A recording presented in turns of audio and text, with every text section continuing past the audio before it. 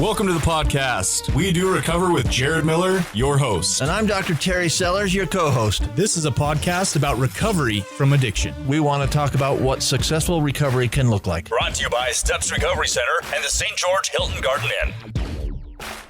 All right, Sean, are we live on this thing? Yeah, everything's on. Do your show. All right, good deal. Well, you're listening to We Do Recover. This is episode 58. We Do Recover with Jared Miller. That is the official title. Yes, sir. So that people can find it. We're going to talk about the stigma around addiction on episode 58. But before that, like we always do, we're going to do some checking in. So, Doc Sellers, what's going on with you, buddy? Oh, man, I got my heart's beating about 75 miles an hour. Not 75 beats a minute, 75 miles an hour, which is way slower than I was driving trying to get here.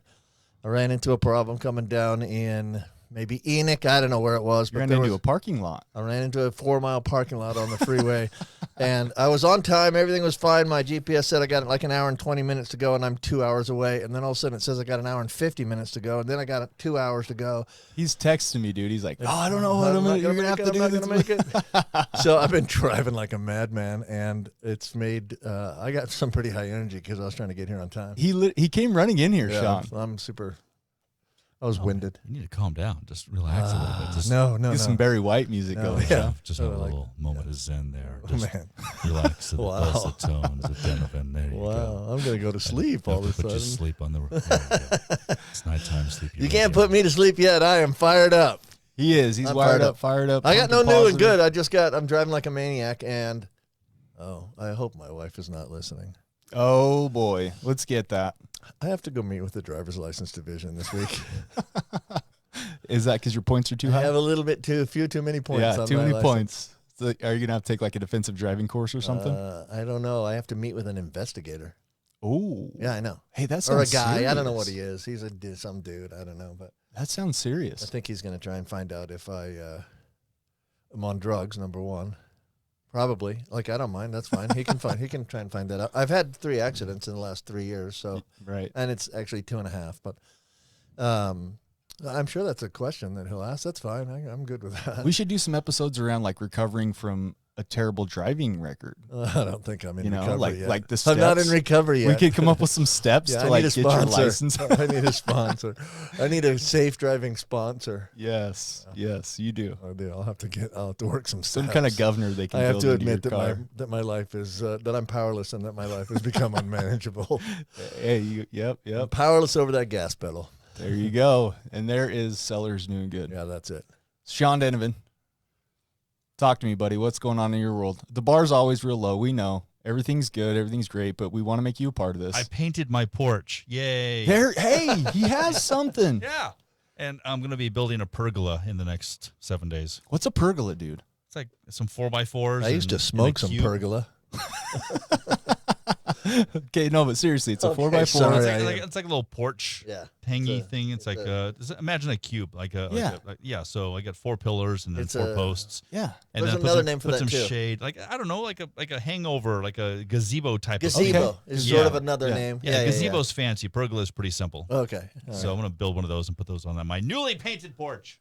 Nice. Sweet. I love it. Hey, when you do that, let me know because I want to get like the measurements and stuff. I have these hammocks that I've wanted to put up in my backyard.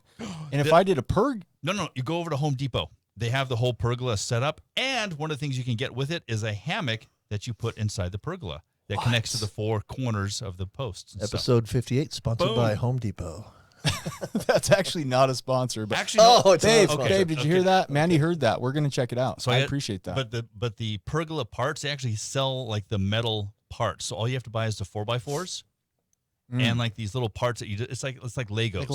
like a leg you snap together. There's no kinda deal. complicated cutting. There's do no edges. There's no corners. It's just this goes here. This goes here. I got a pergola. That's my kind of bro. That's my kind of construction. man, that's how Lazy I do man it. construction. Let's make sure we do that on a weekend. I'm down here. I'll come over. I'll come over and help. That'll be epic. No, I We'll actually post like some helping pictures. doing yeah. that kind of stuff. Yeah, we'll have to I do don't that. hate that. So hey, check it out. Help us out if you guys are listening to this and you're listening live. Today we're going to talk about the stigma around addiction / mental health. And so what we'd like for you Hey, to what's do. new and good? Oh, for me? Let Yeah. me just explain this real fast. I'm We would just- love for you guys. I'm so hyped up. I'm interrupting everybody. I'm just jumping in. Hey, whoa, hey, whoa, hey, whoa. You're like that squirrel on exactly. over the hedge. Yeah. So what we would like for you guys to do is actually post how the stigma around addiction and mental health has affected you in your life. And then we're going to read some of those comments and maybe talk about some different things. I purposely didn't prepare for this because I'm really hoping we get some interaction. Yeah, send us some comments, how it's affected you or how you've seen it affect others or anything like that. Send some comments and let's get some discussion going. I think that'd be awesome. Absolutely. Me and you got some examples. We got some examples. So also, if you're listening to this, we would really genuinely appreciate if you have some friends and you just mention the podcast to your friends, right? Get them to go to the pages. We're on podcast platforms. We're on Instagram. We're on Facebook. We're on the radio. You name it, we're on it. All kinds of stuff. Stuff I can't even pronounce. Deezer and Dozer and Beezer and Bean Bozer. podcast. Craziness. Stuff. Sean's the best. I know. Sean's rad. So my new and good is, man, a lot. Like, I'm not trying to be cheesy. A lot's new and good. Okay. So let's just leave it week, at that. Just say a lot's new and good and don't tell them anything at all. So this week I'm redoing step 9. So I'm making some amends. And is there a reason you're 9? Are you doing them all again in order, or is there like a particular reason you're doing 9? Yeah, no, great question. I restarted again. Okay. So I came New up sponsor? Yeah, kind of. Okay. Yeah. Right. So I was part of one fellowship the first time I did all my steps, all 12. And now that I'm in a different fellowship, I'm redoing all the steps just to kind of learn the differences. And, to me, this thing is like self-improvement. I think all 12-step programs are self-improvement. And so, yeah, I started over. So step 9, reaching out to people. And it's been so long since I did step 9 that I forget if I actually made an official amends with somebody. Right. And so I'm just reaching out to people, which is kind of cool because it's, anyways. So that's one, right? Working step 9, reaching out to people. Love that. Beautiful. It's going really well. Good for you. Also, earlier this week, I was able to go to the gym with a buddy, one of the owners of our sponsor. Episode 58, part 1 is sponsored by Steps Recovery Centers, where addiction ends and healing begins. And if you or a loved one need help, don't hesitate. Reach out. Give them a call. The number is 801-800-8142. Love those guys. Steps Recovery Centers. So I got to work out with some dude. Yeah, some dude. You can name him. By the name of Ty Hansen. Oh, I like Ty Hansen. So, and that was really cool. It was just, the camaraderie. Yeah. Yeah, it was really fun. I've not played golf with Ty Hansen yet, even though he keeps threatening. Let's do it. Ty, if you're listening, hello. Let's schedule it, bro. 801-319-3432. No, that's not Steps Recovery Center. That's my personal cell phone, everybody. You are hyped Call up, me. bro. You're Call hyped me. up. I'll be happy to talk to you. I love it. I love it. Let's do it, man. So, and then today I go to Honolulu Grill. I like that place, man. I'm a chicken and rice guy. Stop right there and say I go to Honolulu, and I'm like, whoa, that isn't doing good. You just went to the grill. So I go to the grill. Taz is there, standing in line. Taz Decker, our buddy. What? Yeah, he was there with a couple other guys, and they invited me to come sit down and eat. So, yeah, I like Taz Decker. Also, my wife. I like everybody today. My last new and good is Mandy. You got a bunch. I know. I like to talk about my life. Mandy is always new and always good, but tell me what the new and good about Mandy is. So she tried out. Hi, Mandy. She's right outside out in the waiting room. So she tried out for. I'm trying to get on her good side. The West Side. Is it the West Side Story? West Side Story. Thank you. Yeah. And she got she got a part.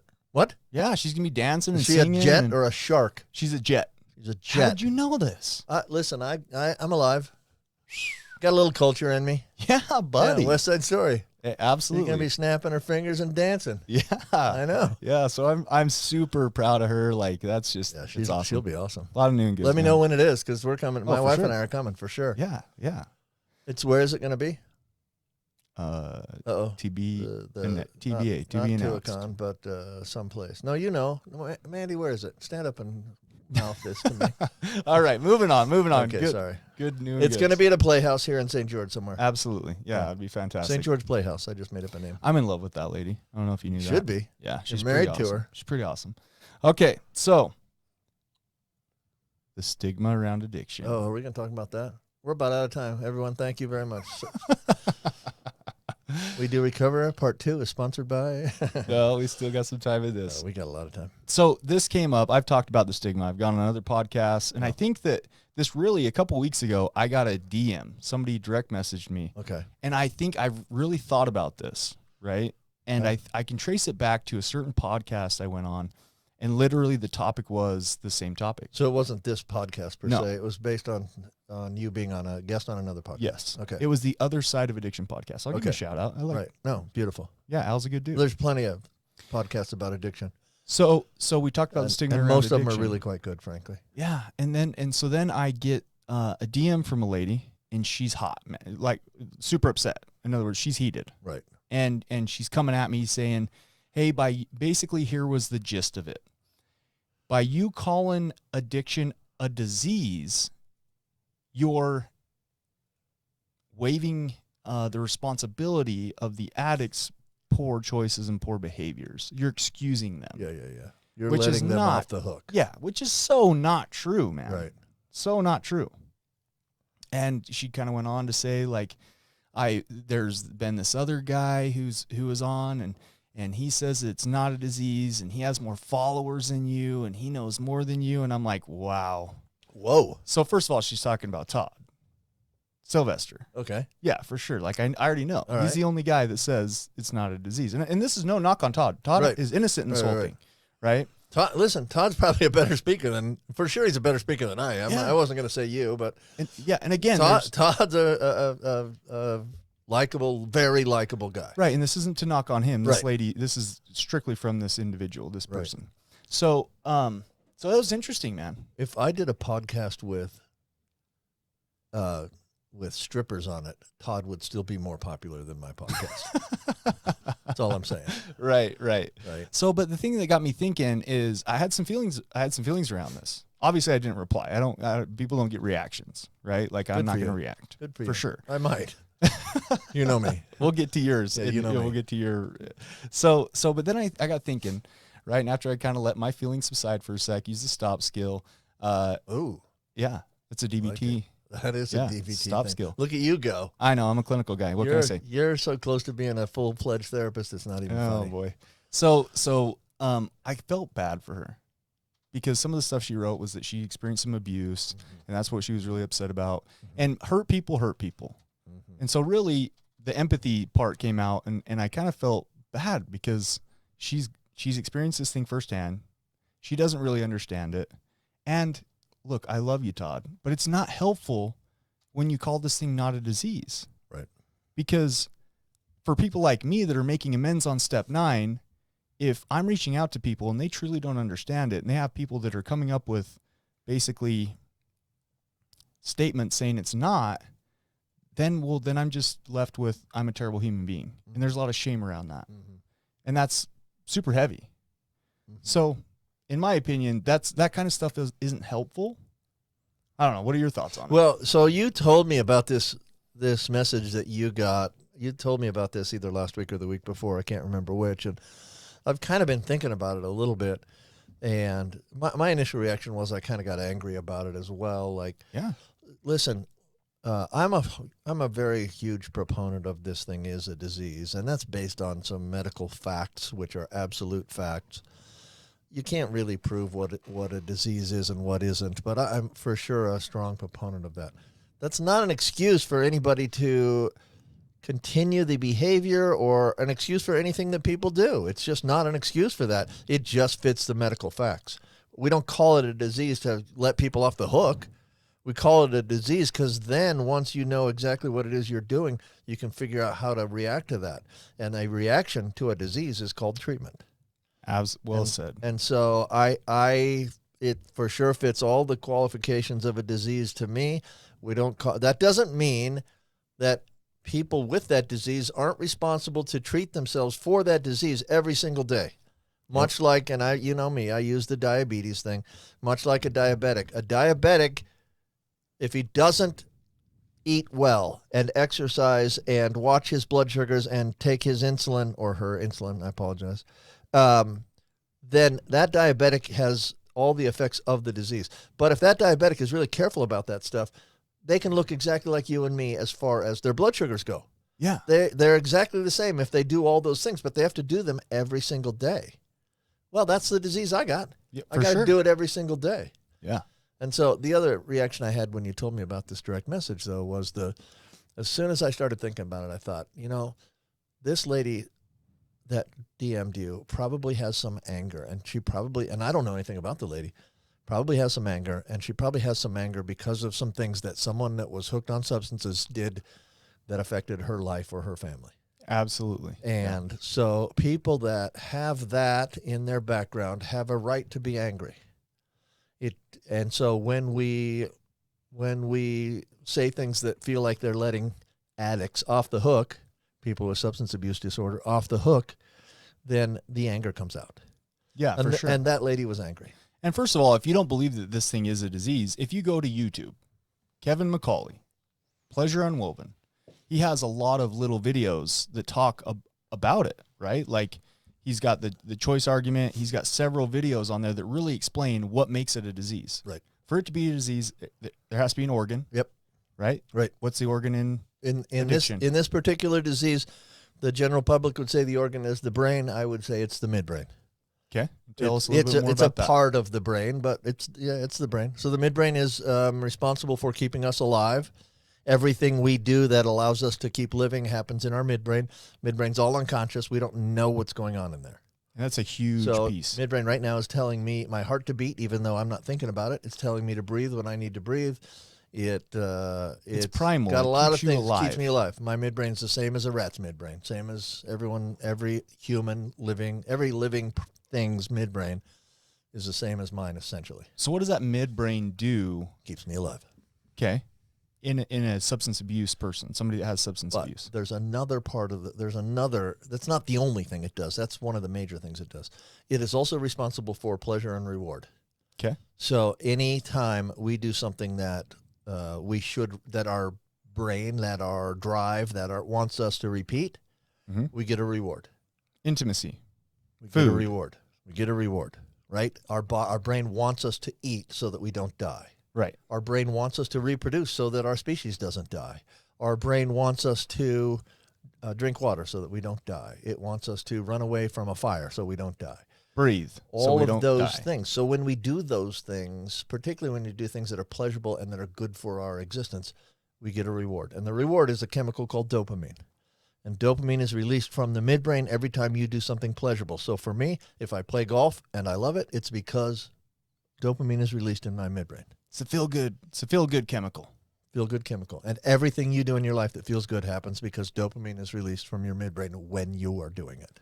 Okay, so talk to me about what happens in a diseased brain with addiction. Okay, so, let me tell you what happens in every brain without addiction, with substances that are addictive. Okay. They release massive, massive, massive amounts of dopamine from your midbrain. Crystal methamphetamine releases about... so I saw a study once that they were doing this in mice and rats, actually, and they had little catheters where they could draw blood directly out of the brain and measure dopamine levels in the brain. Mm-hmm. And they measured dopamine levels when rats were having sex, and they compared that to dopamine levels of rats that were just smoked methamphetamine. Yeah. To get a rat to smoke, you put them in a little wire cage and you blow smoke at them. So what they breathe in, what's coming at them, they have to breathe in, right? And so what they found was crystal methamphetamine releases about 900 times more dopamine than sex. 900. So, right? Yeah. 900, Crazy. 900. Crazy. Think about that. So, and I don't want to get crazy about the whole sex thing, but sex is a universally pleasurable activity, one which almost all human beings enjoy. There might be a few that don't, but they've had some really horrifying sexual trauma. Almost everyone on the planet that's a human enjoys sex. Yeah, I could agree with that. Now they enjoy 900 times more dopamine than sex. Which ultimately hijacks the frontal cortex. Our brain was never built to have that much dopamine released from our midbrain. We're not built to handle that kind of thing. Of course, and you can just think about it logically, but it's not really logic. But logically, of course, if you find an activity that's 900 times more pleasurable than sex, you are going to want to repeat that activity, right? Absolutely. Hey, I just had sex. Hey, guess what? I just had it 900 times. I got a bigger smile on my face than you do. Right? And I don't really mean to make too much fun of the whole sex thing, but our brains, that hijacks our brain. That we become overwhelmed with that substance, which goes back to the original stuff, which never really worked, but goes back to the old Nancy Reagan "just say no" and the old, it's a tenet kind of the predominant religion around here. Don't do drugs once. Don't do it once. If only it was that easy. And there's a reason for that, because once gives you 900 and you'll never get that feeling again. Yeah. If you don't use again, but you'll always want it. Our brains just can't handle that. So they're in. So that's a disease. Yeah, and anybody who has a brain is potentially could. Now the other point is there's a genetic component to it too, because 900 is an average. For some people, it's not 900. Right. I told everybody, I think everybody that's listening to this podcast at all knows that at one point in my life, I was addicted to morphine. I found morphine to be much more pleasurable to me than other things that I had tried. I didn't try a ton of things. I'm not going to sit here and tell you I was a giant experimenter in high school. I wasn't. You didn't have a poly But addiction. I tried a few things for sure. Morphine was by far the best. Yeah. People gravitate to certain drugs because they release the most dopamine in their brain. Not every brain is exactly the same. And there's a genetic component to, there are a lot of people that take Lortab and throw up. Right. Not a lot of dopamine release when that happens. That was not my experience with Lortab. I'm not going to get addicted to something that makes me throw up every time I do it. Right. Because that's not pleasurable. Right.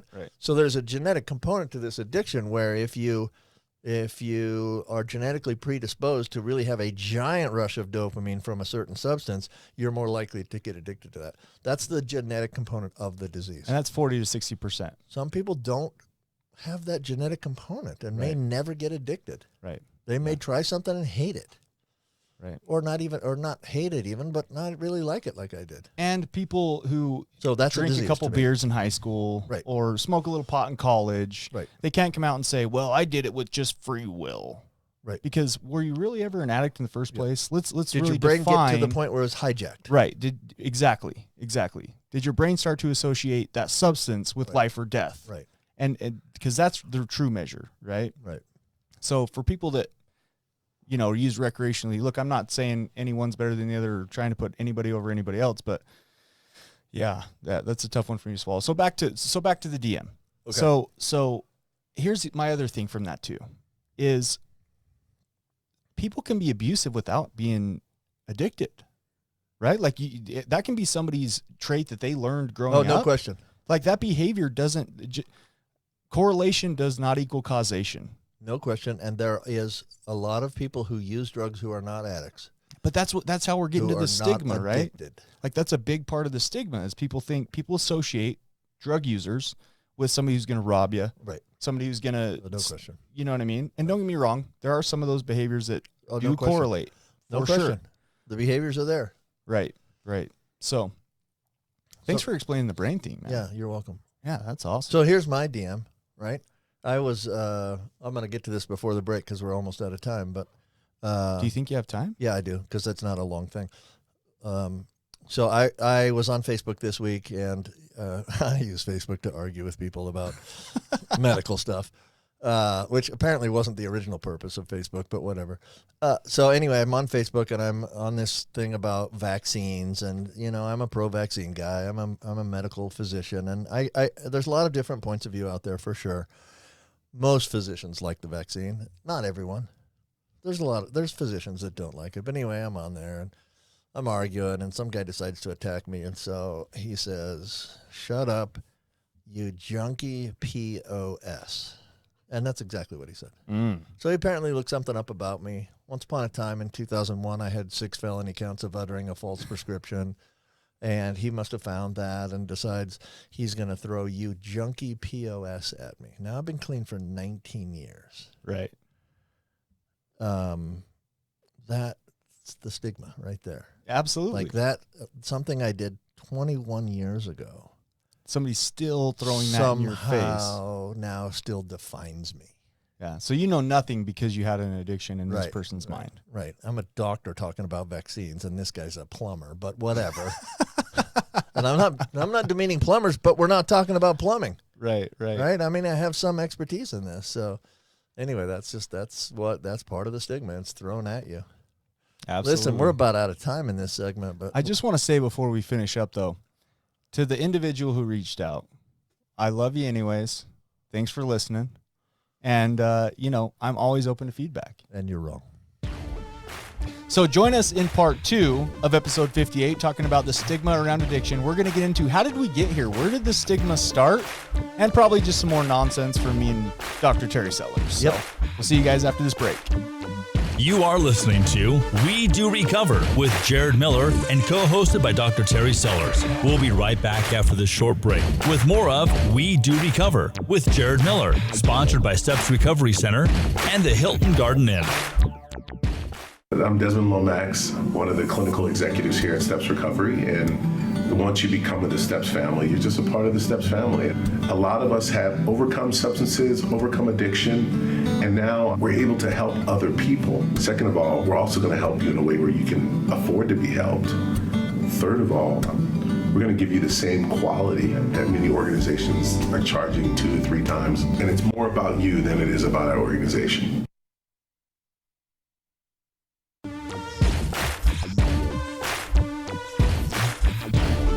We welcome you back to We Do Recover with Jared Miller, co-hosted by Dr. Terry Sellers. Brought to you by Steps Recovery Center and the St. George Hilton Garden Inn. And now with part 2 of our podcast, Jared Miller and Dr. Terry Sellers. Welcome back, everybody. I didn't know if I was going to do the welcome back or not, but apparently I am. Welcome back. This is We Do Recover with Jared Miller. This is episode number 58. Part 2, and episode 58 is sponsored by the Hilton Garden Inn in St. George, Utah. I don't know if you guys have ever been to the Hilton Garden Inn, but I love it. If you're driving through southern Utah, give them a Google search. Just type in Hilton Garden Inn. They have amazing amenities. They have amazing staff. The rooms are lovely, and it's pretty spacious, frankly. Clean, and the pool. I always mention the pool because the pool's really pretty awesome. Mm-hmm. I love that, but they're just really good to us, and I love staying there, and I'm so glad they're a sponsor of ours because they do a really nice job, particularly for me because I drive here from out of town. But, yeah, those guys. Russ is the best, man. He's rad. Yep. Chris is cool. Yeah, those. There's a guy that works at night that I can't think of his name. Dang it. Huh. I got to get better at remembering people's names. Like I'm going to do that at age 62. Probably not going to happen. Fair enough. That guy's so nice. He's so good to me, and he's always so friendly, and I love it. So give the Hilton Garden Inn a shot at your business. They love taking care of people. Absolutely. And today on episode 58, we're talking about the stigma around addiction and mental health. And one of our newest sponsors, Recovery Strong, is all about, let me roll my mug here. This sweet little mug. Fighting addiction and strengthening recovery. They want to have the conversation, have those difficult conversations. Wear your recovery out loud. Go to recoverystrong.com, click on the product section. Right now, they're running a seasonal promotion. We Recover 25 will save you 25% off your entire cart at checkout. We have an exclusive promotion through this podcast. Everything. 25% off of everything. How do they do that? You put in the promotion code at checkout. What's the promotion code? We Recover 25. Oh, I thought last week it was Hoodie 25 or 2 weeks ago. Yep. They're changing it up. So, but the promotion that will never end for our podcast is We Do Recover 15, which saves you 15% off of everything at checkout as well. Everything. Yep. They got good gear, man. I love it. Listen, this is actually this is a little bit about breaking the stigma, right? For sure. People that are willing to wear shirts that say, hey, basically I'm in recovery, willing to wear gear, willing to stand up and say, hey, I'm in recovery, that helps break the stigma of addiction, for sure. Yeah, absolutely. And their stuff is high quality. Like, I love it. The hoodie that I was wearing last week, super comfy, nice. Super cozy. I meant to wear mine, but I just barely drove into town and thought I was going to have time to change. And these shirts, so I got on one of their T-shirts, Recovery Strong, and on the back it says, Fighting Addiction, Strengthening Recovery. And you're right. It is part of breaking the stigma, because I've had people come up to me and have conversations like, hey, man, I like your shirt. Yeah. Or, hey, what's that about? It shows you're not embarrassed to be part of the solution, which you shouldn't be embarrassed to be part of the solution, but it shows you're not embarrassed about the issues that you've had in a past life, in a previous, not lifetime per se, but you know what I'm saying. Absolutely, we're not embarrassed. And hey, this guy calls me something on a Facebook page.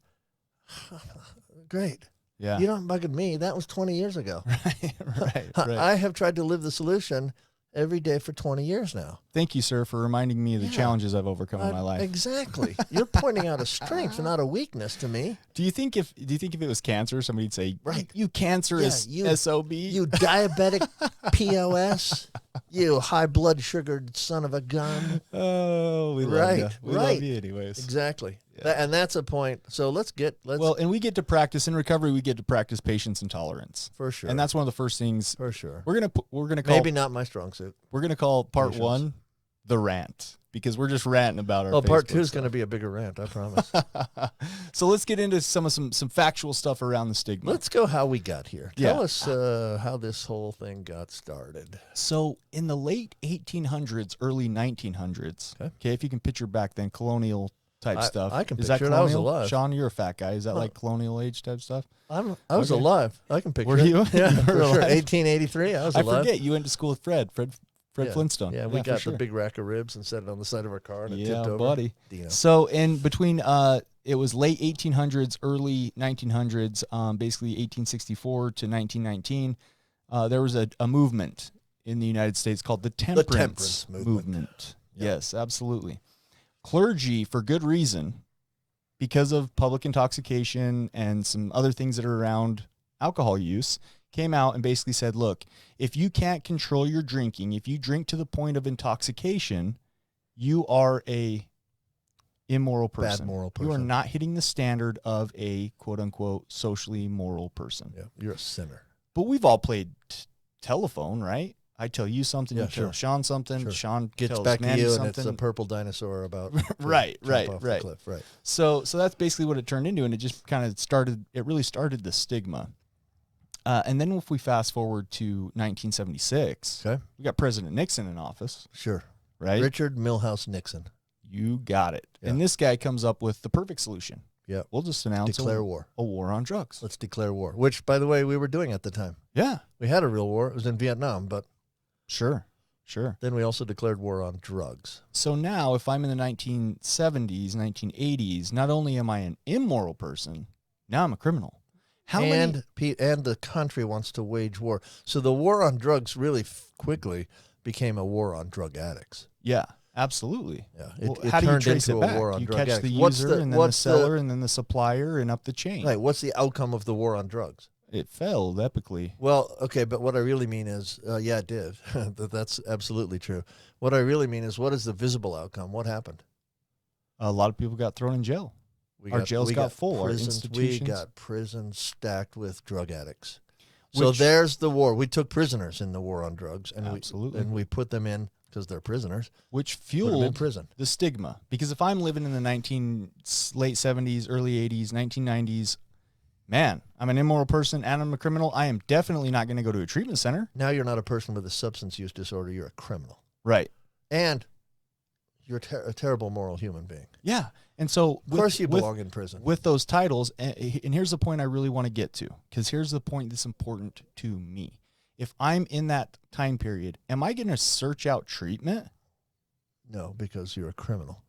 and an immoral person? You don't want anybody to know. You don't want anybody to know Right. you've got the disease And because that's you're a leg- bad human being automatically. Right. And thank goodness in the 1990s, like 1996, I believe it was President Clinton. Thank you, Sean. See why Sean's great. Yeah. So Clinton comes out with basically HIPAA, right? Which is 42 CRF, HIPAA. It's all about confidentiality. Right. So if you are a person who's struggling, you can go to a place to get help without worrying about having some attachment, you know what I mean? People finding out the stigma truly Right. affecting you. Right. Can I bring you back? Because there's a piece that you know about, and I don't think you intentionally skipped, but directly relates to my profession, and that is back around the temperance movement, Mm-hmm. doctors basically felt like everybody else did. We're all humans. We see these guys lying in gutters. We see these guys with needles laying next to them in streets. Yeah. We see them stumbling out of bars. We see them. I don't want to treat that guy. Right. Doctors shirked the responsibility, and once doctors did that, and this is on the medical profession as a whole. once we started doing that, because let's be honest, people with addiction issues sometimes are very difficult to treat Oh, extremely. and pretty easy to judge. And I've had this happen in my own life. I for sure, before I became addicted, and even while I was addicted, I would have people call my office and say, it's the funniest thing, because people would call and say, my dog ate my pain pills. Right? Dogs never ate thyroid medication. Dogs Never. don't eat thyroid medication. They don't eat birth control pills. They only eat pain pills. Right. Nobody ever flushes their thyroid medication down the toilet. Only Weird. pain pills accidentally get flushed down the toilet. Weird. But they would call my office and say this, and I don't want to deal with them. Right, I don't want right. to. I know you're a drug addict. I don't want to deal with you. I'm guilty of that same thing myself. But doctors did that early on in our country's history and sort of shirked that responsibility. When we did, it fell to the legal system to deal with addicts, Right. and that just fed into this whole thing of drug addicts are an enemy of the state. They're prisoners of war.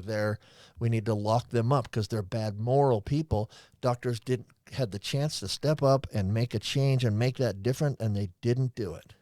Yeah. And that's a blight on my profession for sure. In fact, weren't you saying that in the ER they actually have like a term Oh. that they use? Gomer. Because listen, I've actually taken quite a few people to the ER. And did you know even the Access Center here in St. George, if you take somebody in there and they have a mental health crisis, they're threatening suicide, they won't take them if they're under the influence. Oh my gosh, That's crazy, right? that doesn't make any sense at all. Thank you. Wow. So I've taken people there and they basically refuse No, to he's drunk. treat. Right. Oh my gosh. They refuse to treat. Oh my gosh. And what is Gomer? Gomer. What did Gomer stand for? Get out of my ER. It stands for get out of my ER. And it was applied a lot to, it was applied to difficult patients in general, but frequent flyers, and particularly, we call them frequent flyers. Again, I'm going to let you in on all the crappy lingo we have as physicians, because behind the scenes, we have to somehow figure out a way to stay sane. And sometimes it's cruel, but get out of my ER applied mostly to people that were repeat offenders who would come in drunk or high and needing treatment. Yeah. And we didn't treat them. We wanted them out of the ER. Get out of my ER. Get out. The ER really isn't a place to treat addiction, but it's a place where people access treatment. Sure. Like people access treatment for all kinds of diseases. If we're going to say this is a disease, that's the first point of access for many people is the ER. Yeah. Why not get them to a And detox? if our first reaction is, oh, I don't want to treat you. You're Right. a scumbag and a drug addict. You're a loser. You're immoral. Yep. Why would someone want to go back to the ER after being judged like that? Absolutely, absolutely. So that's a big part of how we've gotten to this stigma, and really it affects us today. You know? Yeah. Sure, absolutely. So you never hear of if somebody gets sick, like I know my mom didn't get a casserole in like a pan of brownies when my neighbors found out that I Oh, yeah. had an Neighbors addiction. didn't bring meals over? No. Oh. I mean, I was sick. Sorry to hear your son's sick. I was super sick, but nobody came. Nobody, you know what I mean? Nobody brought in meals. In fact, they stayed away. Right. They right. intentionally stayed away So you get the idea. because we don't want to talk about it. You get the idea. We're harping on this thing. I think that the stigma is absolutely ridiculous. People they're not immoral. They are not criminals. They are sick people. Sick people. Oftentimes I've looked back on my own experience and when I've asked like why me? Today I can genuinely say that I have more empathy to be able to help those people. And so maybe that's has something to do with it. Well, people who struggle with substance abuse, if you really look at what happens when treatment is successful, people who struggle with substance abuse can be among the best people on the planet, because if you're really working a solid program of recovery, you're going to get up every day and you're going to think about other people. Now, there's a bunch of other things you do as well, but one of the things that hopefully we do in a program of recovery is we get up every day and we think, how can I help someone else's life be better? Yeah. Somebody was there and helped me when I was really struggling. Like, I thought I was fine. Clearly, the state didn't agree with me, right? The state thought I had 6 felonies for uttering a false prescription, which that prescription was not false. It was true. And I didn't utter. I spoke quite clearly. I still got 6 felonies for some reason. Right. But anyway, I didn't even realize how sick I was. And then, obviously, through treatment, I go back and look at all the things that happened in my life. And, man, I was really sick. Absolutely. And to play Really sick. And somebody stepped up and helped me. Yeah. I get to return that favor every day because of the job that I do, but also because of the program that I'm working. People that aren't in this industry that are in recovery wake up and get to think about other people every day. Man, that's some of the best people on the planet. Absolutely. And that's a big part of recovery is overcoming that self-centeredness, right? Yep. So if we play devil's advocate here for a minute. Okay. Because look, there are bad behaviors that are associated that correlate with addiction. And so I don't want to neglect that. I don't want this to be a one-sided episode of the podcast. Sure. So absolutely, there are some things that walk hand in hand, right? We're manipulative, for sure, when we're in our active addiction. There are a number of things like public intoxication, domestic violence, some of those things. But here's a study that I actually heard Ty talk in one of his groups about. So in 1976, they did a study. Ty Empey? No, Ty Hansen. Why did I say Ty Empey? I didn't even mean Ty Empey. I meant Ty Hansen. I said Ty Empey. Yeah. Ty Hansen? Ty Empey is good From too. Steps Recovery Center? Yeah. I know. One of our you're sponsors? shocked. I know you're shocked. No.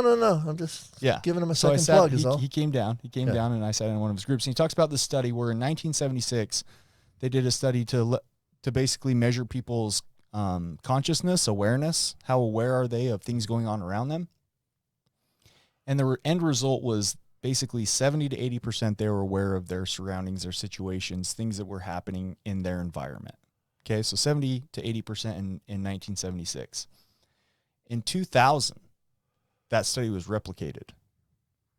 What do you think the percentage is in 2000 of how aware we are of our surroundings? What was it in 76? 70 to 80%. Okay, so 35%. Oh, no. We dropped 10%. Okay. I got crazy. Sorry. You're a little amped up today. It's crazy. okay. Yeah. So we're between in 2000 when this study was redone, between 60 and 70%. Okay. Well, what was introduced back then? What does everybody have now? That thing that I can't keep from looking at? Cell phones. Yeah. Right? So cell phones are a big distraction of our environment and our sure. surroundings. For sure. So naturally 10%. I bet it's even lower way worse now. now. For Yeah. sure. Yeah. So interesting. Because look at our producer. Right. He's on his cell On phone. a cell phone. So It's a miracle I'm not on mine. It's an absolute miracle. that thing releases a lot of dopamine. It does. So back to the study. Let me get through this piece. You're okay. You're okay. So in the study that they did, Stanford does some pretty cool studies. Yeah. So they took a group of people that had different substances that were abusing different substances, right? Okay. And they monitored them over a 10-day period. So they let them use their substance as much as they wanted or whatever, obviously without overdosing, but they gave them access or allowed them to have access to their substances for 10 days. And then they redid the study to basically how aware are they of their surroundings. Heroin. How aware is somebody who's been under the influence of heroin for 10 days do you think they are? Of their actions, their environment? I don't want to have to guess. 5%. Well, I would have actually guessed not as low as that, so that's good. Okay. I was so worried that I way underguessed last So time. people who were on heroin for 10 5%. days, their awareness of what was going on around them, their 5%. decisions, the things that they were choosing to do, 5%. 5% as high as it used to be. Yeah. They're No, So- 5% as high as it used to be. yeah. It's only 5% of what it used to be. Right. It's only 5%. 5% as high as it used Their to be. consciousness and awareness is only 5%. Marijuana. Okay, but wait. I'm just going to point out something, and I know you want to get through this, but some of those people are driving. Some of those people are taking care of their families. Some of those people are at work. Right, which leads to their poor They're only behaviors. 5% as aware of their surroundings as they once were. And so then we And understand. they're working and taking care of families and driving and operating heavy equipment and all this other stuff. Okay. Right, which feeds into the stigma for good reason because Right. their behaviors are terrible because they're only 5% aware of what the heck is going on around them. Right. So marijuana. I'll go with 30%. Negative What the heck? 5%. So they were so disassociated, they had basically no clue what was going on around them. And frankly, might have had thought some things were going on around them that weren't. Yeah. Yes, absolutely. So some paranoia, That's some probably how you different get side to effects. -5%. Right. That's interesting. Right. Yeah. Methamphetamine, -3. Whoa. Yeah. which again, some of that could be the paranoia. Right. They think stuff's going on. Right. The guys that are up in the trees that are Right. watching Right. you. Or, for 3 days we don't got to, it's a mess. Alcohol, 5%. Okay. So that just goes to show the Surprise. reason why I was blown away by this is because it really just paints a picture that we have terrible behaviors when we're under the influence. I get why there's a stigma. Right. I get why people view us as not the best. Right. But also you have to understand, and again, back to part 1, it is a disease. Right. We are not truly fully aware of what we're doing, what's going on around us, things that are happening. Does that make sense? Yeah. So here's the good news. I got some hope for everybody. Okay. They basically got those people off of those Make it better. substances. Yes. Treatment. Okay. Somebody who had experienced 190 days of abstinence from those substances, those same individuals, Weird number, but okay. 190 days. So, it's 100 days for the brain to start to rewire itself. So anyways, they remeasured it, and it took 190. Here's how the number comes to be. It took 190 days for their level of awareness to return to that baseline of 60 to 70%. Okay. Right. So Okay. that's why we got Now that it's a weird. 190. Now I know why it's a weird number. Yeah. Okay. I thought they just randomly picked a number. Right. So that just kind of goes to show, of course our behaviors are terrible. Of course we make terrible decisions. We're really, truly not. And again, I'm not. So wait. Let's look at this for a second. Okay. You're saying that a guy used substances for some period of time, In this study, 10 days. 10 days, and it took his brain 190 days to get back to his baseline. So they were addicts before they did It's 190 days. That's 190 days of no use. And yet his brain is still, his awareness, forget his brain, his awareness is still not back to baseline. No, it is. After 190 days, his brain hits. Before the 190 days, though. Right. It took 190 days for his brain to get back to baseline awareness. Yes. So Now, rational. that guy logical hasn't been using for 183 days, and his brain is still affected. And you're saying that's not a disease? Right. Yes. You're saying that's Crazy. The brain has changed and it hasn't been able to come back to baseline yet. And you're saying that's a choice? Right. And you're telling me that you have the audacity to say that there isn't a disease at play. Right. For That sure. guy has changes in his brain that took 190 days to get back to normal after only 10 days of use. Right. For 190 days for that neuroplasticity to return. That's a disease. And again, folks, a lot of what they're monitoring with awareness and consciousness is decision making, rational choices. Sure. Stuff Sure. going on around Right. you. Sure. I wish I knew the criteria of how they measured it, but I Yeah. know that like logical decision making and things like that were definitely at play. Yeah. So that explains it. And it's not typically with studies like that, and I don't know the study, so I don't know of it, but what they'll do is they'll have people in a booth and they'll flash pictures and then they'll have them recall, or they'll have them describe, or they'll have them, Right. kind of get what they were aware of. And people with lowered awareness will miss stuff in pictures and miss stuff in, that's the sort of way they measure those things. I don't know if that's what it was, but. Yeah. Yeah. So there's kind of the stigma around addiction. Some interesting stuff for you guys to talk about in the last 3 minutes here. What do you got? I got one thing. Okay. Really briefly, and then we want to close with some stigma. But I was watching a TED Talk on the way down here of a guy who, at age 17, just wanted to smoke pot one time. Smoked pot one time. 18 years later, after 12 years of prison and all of this stuff, he has turned his life around, and he was a BMX bike racer and was kind of a pretty good one, and wanted to go to the Olympics and all this stuff. He set all these goals in prison. Anyway, he accomplished a lot of them. But he said, if someone could have showed me exactly what the outcome of that one time of smoking pot would have been, I would have never smoked pot. Right. My choice at that time wasn't to become an addict. My choice was to smoke pot one time because my friends were doing it, and I wanted to know what they were feeling because they looked like they were having fun. For some people, that one time leads to a lifetime of pain and suffering. Now this guy can't get a job, right? Because he's a felon. Mm-hmm. He's an ex-con. He can't get an apartment. He can't. Now this guy turned out fine, but because of a simple one time in high school. Now that might be a choice. That one time in high school might And I be a hope if choice. we have high school listeners listening, they can point that out. I think that's really the hard part, is that you cannot convince a teenager that one time is going to lead to a lifetime of. If we could figure out a way to do that, because I feel the We same would end way. addiction. I feel the same way. If I'd have known by taking an extra pain pill I was going to end up with 6 felony counts, I would have never taken a pain pill. Yeah, absolutely I'd have not. missed it. Right. That's not what I was trying to do. I had a bad headache. I was just trying to get rid of it. And by the time your logical decision making had been reversed and your midbrain had overpowered it, it's no longer a decision. Right. It's survival. Absolutely. Yeah. We could go on for a long time. This is a good topic. Yeah. I love it, man. I want to tell you this, what I know about addiction is, or a stigma is, there's a lifetime of stuff that you have to pay for with one felony, with one stint in any sort of, there's a lifetime of criminal stuff that you have to pay for because you had a disease. And that is not fair, and it shouldn't be that way in our society today.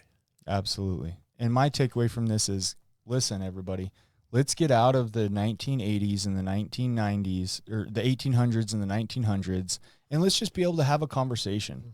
You know, sometimes when I'm with my buddies and we're talking about treatment, we're talking about clients, and we're talking about, we do it Right. at dinner, when we go to dinner with our wives. I see other people look over and they're like, oh, These guys are talking about right. morphine. But we should be able to do that. We should be able to have the conversations. We should be able to talk about it without there being such a heavy attachment to it. I think you know? maybe the purpose of the podcast. Absolutely. And you know what? The end result is getting people help. The more we talk about it, the more we can get people help. Hey, thanks, guys. Love you guys so much. Please share this with your friends. Share this with your coworkers. Help us grow this thing. Namaste. Thank you for joining us today on We Do Recover with Jared Miller. Help us spread our message of hope. Like, comment, and share. If you have any topics or ideas for future shows, please share that on our Facebook page. That Facebook page is We Do Recover with Jared Miller. If you or a loved one needs help, please reach out to us. Again, thank you for listening. Brought to you by Steps Recovery Center and the St. George Hilton Garden Inn.